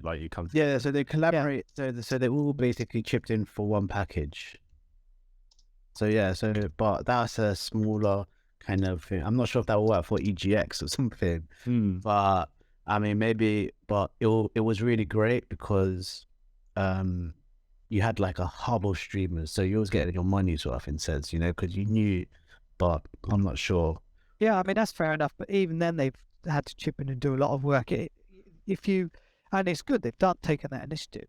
But there may be just some way to be able to have people to demo on their own laptops, just like, hey, you want to see my game, and more of a kind of informal way would help. I see what you mean. Like an informal presentation almost. Yeah. Either just one-on-one, like you do it speed dating style or something, or what we used to do with Full Indie in Vancouver was we used to have a showcase every few months where they'd get 5 minutes, and I'd cram like 10 people into an hour or whatever, and they'd come up and just literally demo their game on the screen really quickly, and then we'd boot them off. But then afterwards, people are mingling and want to talk to them, they go and find them and talk to them. So and that's a lot easier to do than paying all this money for a stand and getting stuff printed and showing up. And I don't know, I'm just trying to think of things to make it easier for indies and more cost effective, and easier for streamers to meet in a easier manner. Anyway, that's just some ideas. Would it be easy for you, like let's say I or one of the people I knew created an event, and we went, well, we've already got the technology there, we've got all the PCs set up and everything. Would you be okay to bring your game along on a pen stick or a hard drive? You plug it in, then you've already got the setup there. So all you have to do is pay for your transport to get there. Yeah, and definitely. Would that be I guess that would be easier for you. And then if you wanted to, we can then, maybe double hit it, and we do the presentation part as well. So everyone can play your games and that, but we can't have like a cut off booth almost, where it's like, the gimmick of it is that people want to see what's inside the booth, what's in there. And inside there, they go in and they see this presentation for, like you said, like 5 minutes. And then, we round robin it with all the different developers are there. You could do little batches of it, like, okay, we've got 10 or 5 devs coming up, going to do quick presentations, get to see their game and talk. I know, it's just making it easy for them, It's very interesting you're saying that.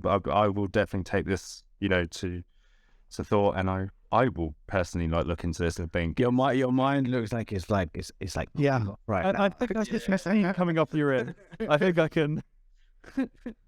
I hate to be the one that breaks apart this conversation, but I am aware that Jake and Helen have dinner plans, and they said they'd only be around for an hour, and they've been here for an hour and a half.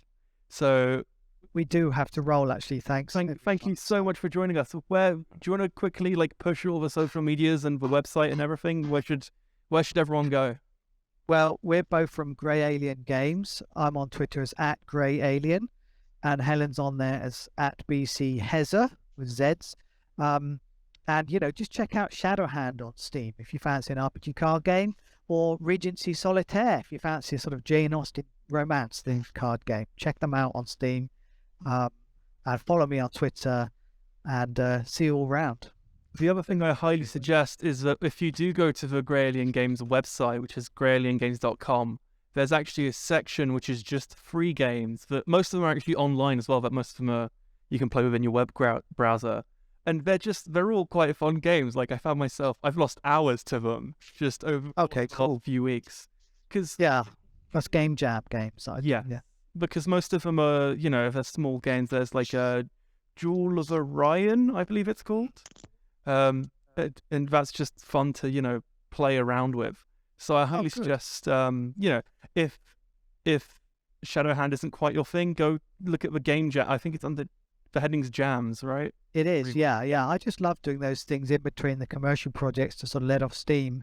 And and also if you're an indie dev, check out my blog. I just made an article there about why you're probably making a game.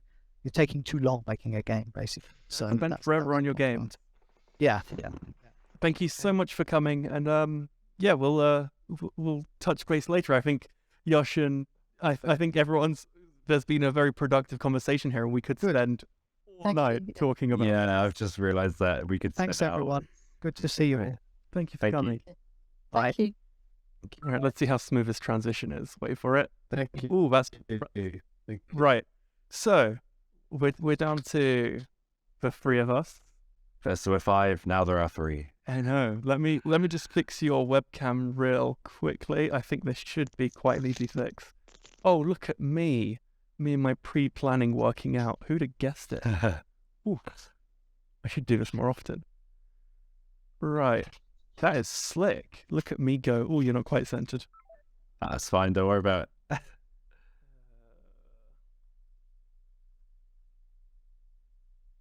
Wait for it. There we are. I could always roll over.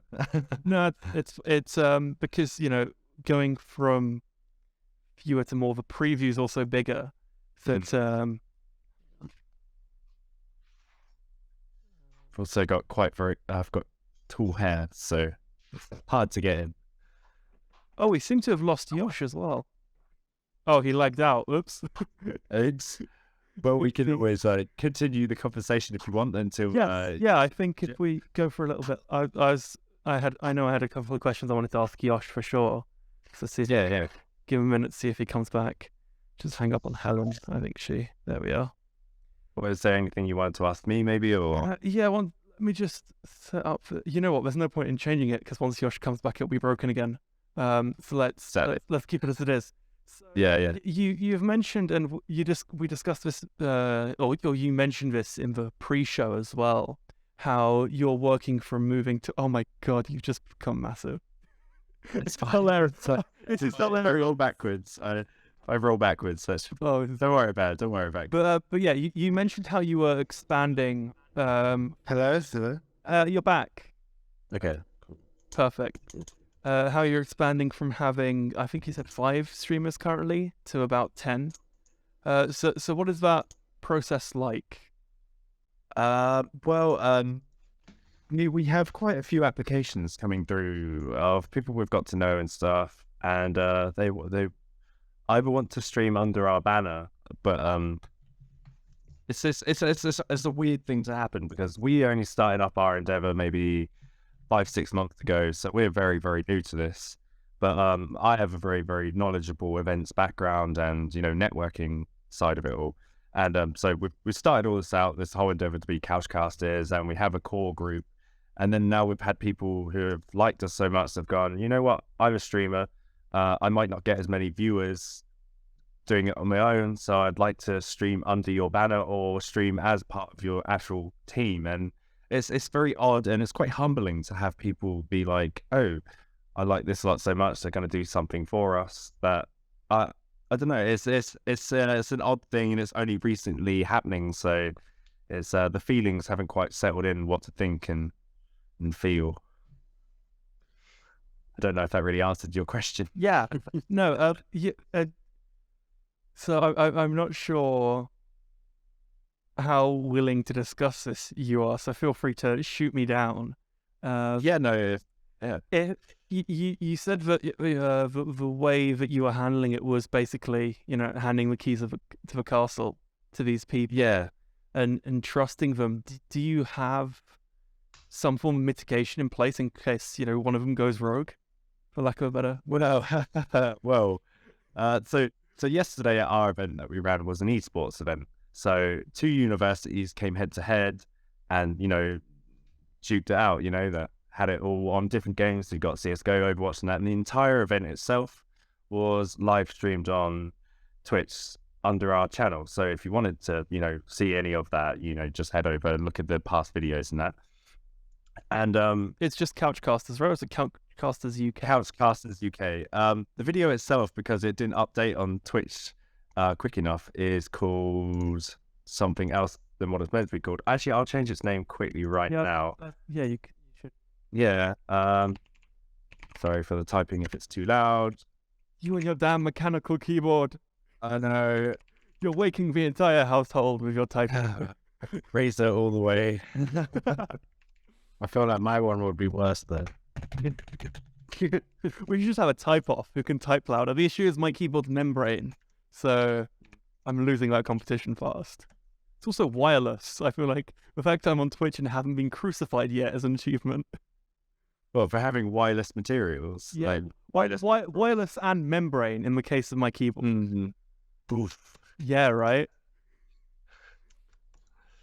But no, wireless is all right, actually. I've got quite a lot of wires going. Actually, at the moment, if you notice, my headset's meant to be wireless, but it's wired because I forgot to charge it for this. But yeah, so if you went over to our channel, the video is called, I should have changed it now to Varsity, it's ICL versus UCL Varsity Esports 2018. Yep. And that basically documents the entire day. So it documents everything from Overwatch to Dota 2. And it was really odd. So we had a lot of university stuff there running around. And it turned out they had a lot of just friends jumping on. And so we had our Twitch logged in the entire day on their computers and our Twitter and everything. And they had our OBS stream keys, everything. And so they basically, for an entire day, had the keys to the castle. And they could have ruined us. But they didn't. And which, is not really a surprise because we were there to help. And, but we were just thinking about it. We were like, oh, that's actually right. That kind of works. I also... Another time per se, we did some live streams from one of the places called Belong Colchester. They're these bunker arena sites set up by game stores, and we accidentally left all our stuff left on their computers and their public, and no one did anything with that. So I think when people see this information and they see it's sensitive stuff, they don't want to disrespect it or anything because the repercussions would be horrible, and plus they would destroy it for everyone. So I think getting people involved in our community is not really a problem, because I think they're really only wanting to get involved because they're not malicious. They actually just want to be there to help, be part of something bigger. And I think that's why we are debating it and thinking about, do we expand? Do we take it easy for now, or do we rush it and we actually go and we get more people in and really promote expansion? So it's I don't really know if I'm asking you a question. I'm just showing the stream a nice little, I've just skipped like 4. So I had a 6 hour, so when I left for Georgia, which is where I am now, I had a 6 hour live stream like with a bunch of friends because I was leaving, and I thought that was quite a long live stream. This is just over, or just under 9 hours and 20 minutes. But as you said, there's a nice variety of games. There's, a bunch of different things to play. I'm just jumping around so people get an idea of what's going on. Yeah. So there is something for everyone here. Yeah. The great thing about this event that we ran it alongside other companies. Well, I say companies, groups. So the main group we ran it alongside was a group called Playwatch B, and they're trying to open their own esports bar in London, and they've been working with universities. So the university hostess was ICL, and so we already created more community there. And then we're doing an esports day, let's get all the players involved and get all these games going.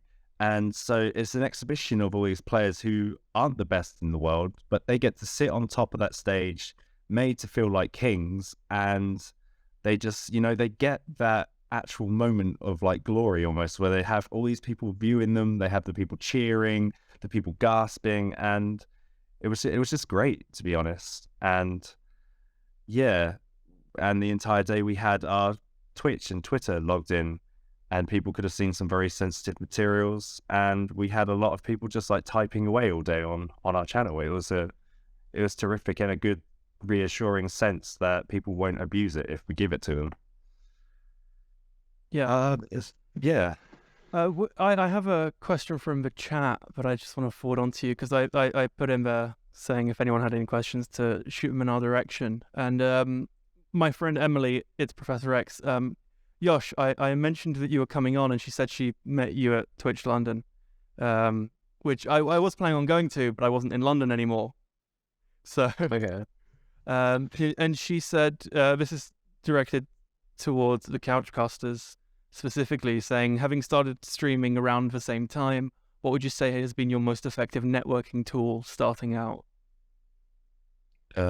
What is who's that posed to? Both of us or one of us? Or Yeah, I was a little bit confused. do you want to answer for both of us? Because I'll let Yosh go first because I just spoke. But I mean, I can give an answer to that question for a Twitch streamer, and then he can give it from a different perspective. Yeah. If she would like.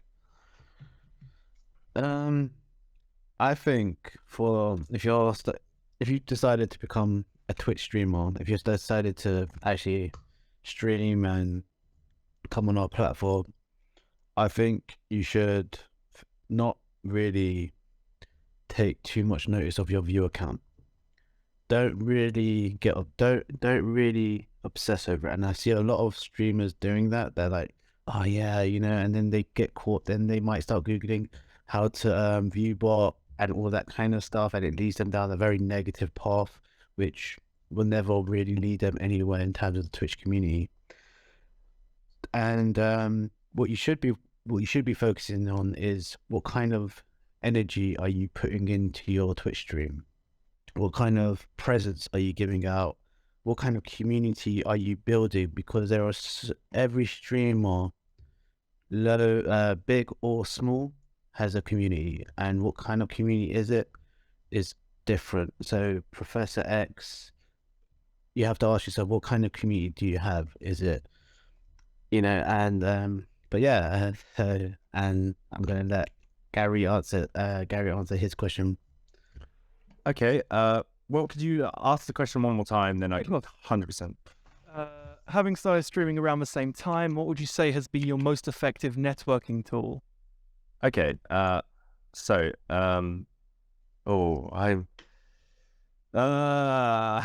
put this off, a bit of my own personal background is I am a stupidly high thinking person who will just think through everything, but I'm not grounded. So for us, our best networking tool is that we are actually a group. And so we've got, sorry, can I have 1 second to grab the door? Because no one else at my house. That's all right. I can continue on that subject as well. Yeah, go for it. If you're trying to network as a Twitch streamer and you're trying to, I'm not sure, is she trying to network with other streamers or is she trying to network with just in I assume it's to do with networking with other streamers and to get viewership higher and get her name out there. Okay. So if she's trying to network with other streamers, I think the best way to do is actually give raids, hosts, and just try to do like collaborations, maybe in like charity streams. Get involved in like charity streams. Just be more involved in terms of what they're doing and what kind of because at the end of the day they're all people. So if you get involved with another streamer, it's more to do with consistency. I believe consistency with the streamer that you're trying to get involved with. But Gary, you're back. Yes, I'm back. You got a nice little chair stream for a second there, but okay. So as my own little personality is that I'm like I will multiple think on loads of things at once, but I'm not grounded really. So with a team that we have, a lot of them will just chuck ideas out there and then we create them. And one of the things that we've been focusing on to help build our community in that has been to actually go, we're a community, let's extend our community. And that's been our best networking tool. We've helped support so many streamers that in turn they've helped support us. So building on the whole thing that Yosh just said about the whole doing raiding of people, picking and choosing the material you create, working alongside other streamers, we've been doing that, but we've been picking and choosing the streamers we really like and are comfortable with, and that we want to help build up for them. So like the event that we had yesterday, we had a lot of streamers involved in it that usually wouldn't have the exposure that they usually would get. So we brought in a camera crew, we brought in a photography crew, and with these streamers there, we made them do interviews, PR material that we will post and give them for free for them to post. And then other opportunities we gave was there's a very good esports caster. Shout out to John P. He's on Twitch, and he did the majority of the event, shoutcasting it all free, and we gave him that opportunity and we said, this is something you can add to your portfolio. Esports and varsity is growing in the country, and you're on ground zero almost to shoutcast it. And another streamer who we got involved was a girl called Juxto, and she did all the interviews as the host for the day. And she was like, thank you so much for thinking of us. And we were like, why are you thanking us? We're like thanking you, like almost worshipping you for taking an entire day out of your life to do interviews for us. And so I think the most powerful like networking tool is to just go to these events and get to know people. And from that, you get to see what they're doing, how they can work with you. So Professor X, if that is your gaming handle and you like to be called that, if you want to, like jump into our Discord, contact us on Twitter. If you've got some ideas for events, but you don't have the know-how or you don't have the brand backing to carry them through, shoot us an email and we will, be like, let's work with you, but we won't take it from you. We will give you all the credit still. So, communicate with other streamers. That's the best thing that you can do. And face-to-face is the way to do it. I think that's a good point to end this podcast on. We've been going for just over an hour and a half. It has been a great episode. It's been a very again, it's been one of those episodes where we could have spoken about things for like 9 hours. We could have gone on forever. Agreed. Macro Sausages has just turned up as well. Finish his raid. Yeah, finally finished your raid. Yeah. Something that kickstarted our network of contacts was going to the gaming event Rapture and meeting so many people. And I think this was also brought up whilst talking with Jake and Helen. The idea of meeting someone face to face really cements that relationship in a way that, in a way that the this doesn't, right? If you know what I'm getting at. Yeah. Like yesterday, Gary invited me to an event that I'm not sure if I would have attended. But yeah, I think me and my colleague Sam we met some lovely people, and honestly speaking, Gary, I think I met some lifelong friends, Yeah. So, I met people who I believe that could be like, we just clicked naturally, and it was just great, and yeah. Well, like I was saying, like these people that we've only known for a few months, and like I mentioned before streamer, Juxto, she's currently actually in a wheelchair because she had an operation on her feet, and that's what I mean. Like, she's so much like one of our friends, and we love her for what she did. Is basically she turned up and did an entire day's of work while currently recovering, and these are the sort of people you meet face to face. You can really judge them, and like Yosh saying, it's an event he usually wouldn't have gone to, but he did, and now he's met people he can call his friends and people he might be able to help out. Yeah, no, I mean, yeah, definitely. Ask Magma. This is not relevant at all. Yeah. Ask Magma. I'm so curious. Oh, if you don't know who Magma is, yeah, Magma is he's one of our team. He's actually one of the founders. So he's the guy who actually had the initial idea for this entire endeavor. I laughed it off maybe, and he was like, "Nah, I'd love to do that," but he was like, "I don't have the technological like know-how or the management business ideas and that." And that's the thing I can't ever have. I'm never good at like having initial ideas, and everything starts with an idea. He has those ideas. Other people in our group have those ideas, and they just go build me it, and I will just build it for them. And yeah, so we have a good, strong community now and a good, strong team, and we're trying to support others with it. And yesterday we had a blast meeting new people. Yeah, everyone was sort of lovely. I mean, most of the events I go to are lovely. Sometimes they see like the Twitch logo. Well, when I'm wearing the brand and stuff, and then I get like even. Oh wait, Gary, you said you met Jupiter Hadley. Yeah, I think I did. I'm not too sure. Are you familiar with her? Yeah, I think I am. Do you remember I told you a story yesterday about the YouTubies Twitch? Were you there? Oh no, I wasn't there. I think I had to go off at that point. Oh, okay. So that doesn't matter. It doesn't matter. I'm not gonna say. I'm not gonna say. Anyway. I think Jolly and Magma were there anyways, but sometimes they see the Twitch. Sometimes it can like be a blessing and people are very nice, but sometimes it can be the opposite. But yeah, this is what I've been like saying. Like when I ran the event yesterday, I keep saying I ran the event. I didn't run it. The great people from Imperial College London and University College London, Playwatch B, they ran it, and we all ran it. And this is the thing I instructed them all on. Was possibly we got 2 people from Twitch coming along.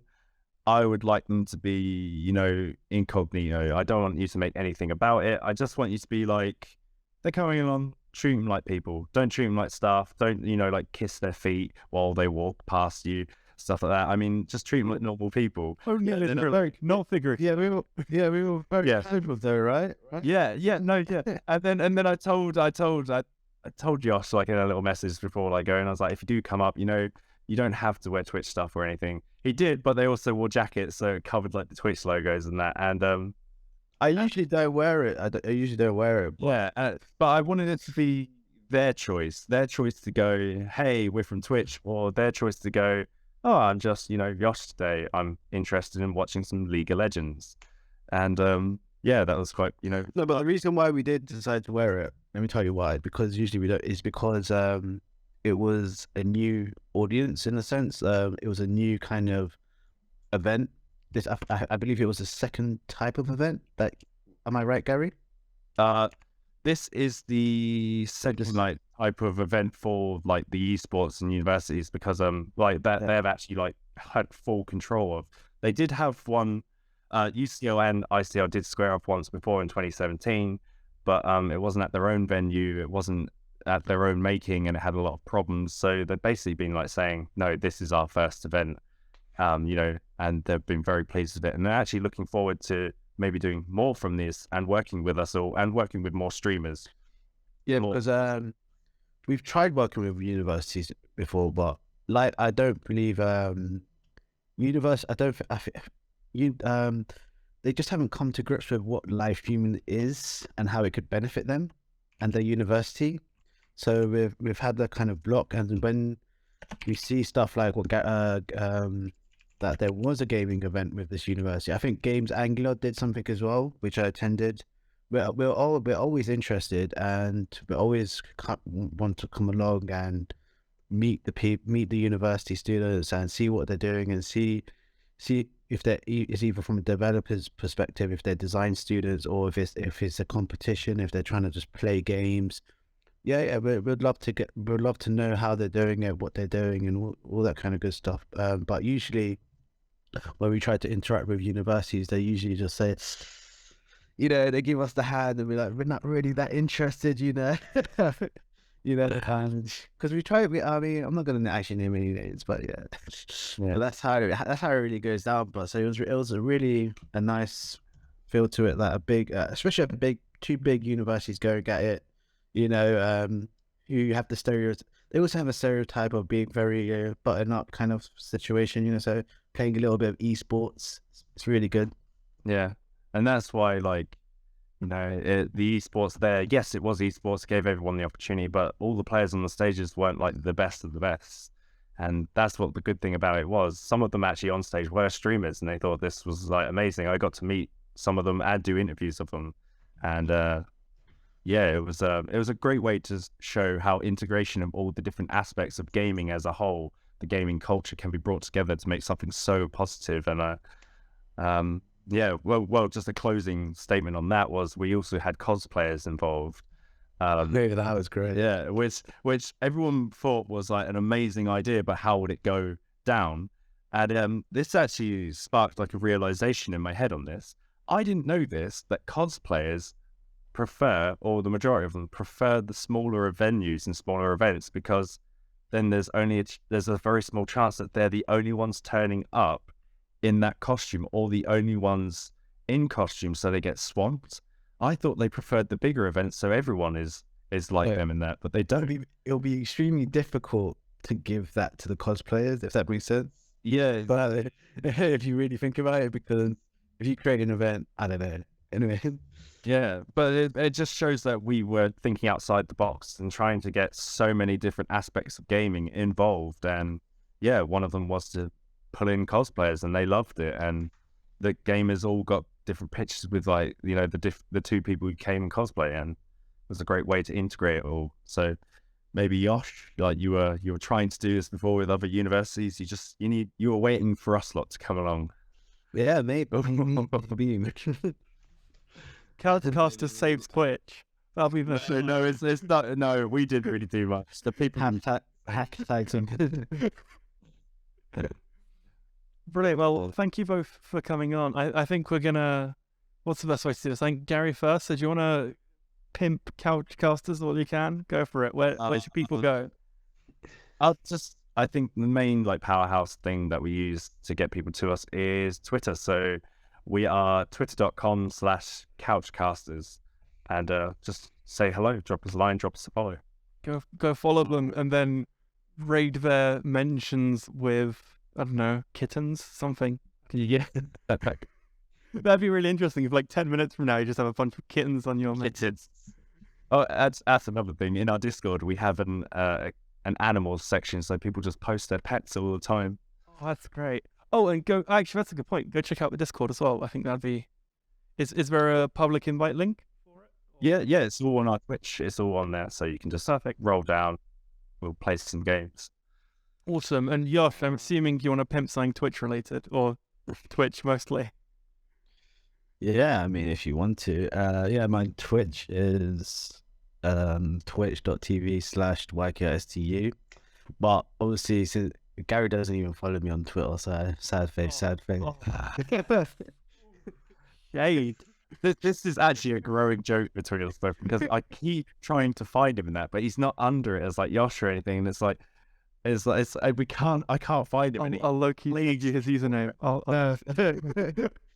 Well, it was in the tweet. You can just look at the tweet. It was in there. Oh, was it? Okay, yeah, I mentioned him in the tweet, so it's red. Your cover is blown. Yeah, being found out. Yeah, my Twitter is UX_YKL. Perfect. I tried, actually, on that note, I tried to do some research on Yosh, like, knowing this is happening, and it was almost impossible. Like, he just doesn't exist. I'm not sure if he's a real person. I'm not, man. I'm not. He's actually just a super intelligent AI that's pretending to be a person. I'm a very private individual, but actually, that's all. You do realize that's all purposeful, though. Like, I think I've explained this to Gary, though, right? I think I've already explained this to Gary. It's because of it's because a lot of what I do is for research purposes, and if people know exactly who I, if people know exactly, I think if people know who I am and everything I do, and to find detail, if you was to Google my name or something, yeah, they'll treat me differently purely because of Twitch, and I won't be able to receive the research I'm receiving right now for my work. So yeah, I should. So yeah, so I have to be very careful of what I give and what I take. Yosh is undercover. That's gonna be the title of this episode. I'm not as undercover as you may think. Like I just chucked him that follow right now on Twitter. Yeah. That's it. His cover is blown. Everyone ruined. I'm not actually as undercover as you may think I am. It's just yeah, it's just I don't like if I was to go to an event, most like 90% of the time I don't wear the brand. I'm just there. I'm probably just research. I'm probably just analyzing everything, seeing how people are like, if it's positive, it's negative, trying to like figure out, So I think the last time I wore a Twitch hoodie was yesterday, but before that it was probably a year and a half ago. Right. That's how bad it was. So, but I mean, today it was refreshing, Yeah, fresh. It's really refreshing. So thank you. Good conversation. No, thank you for coming. If you want to check out the pre-recorded version of this, you can of course go to snpy.tech/podcast for the audio-only version. It comes out 12 hours roughly after these episodes air, so that will be up around about 12 o'clock here, which is about 8 a.m, which is great for your journey into work. So go to snpy.tech/podcast for the audio version. You can do /iTunes if you're in an Apple device, or what else do we have, /Twitch, /Twitter, /Facebook, /YouTube, all of the socials. Go do that to check us out. Thank you so much for listening, and we will see you next week. Bye. Thank you. Right, yes, I did.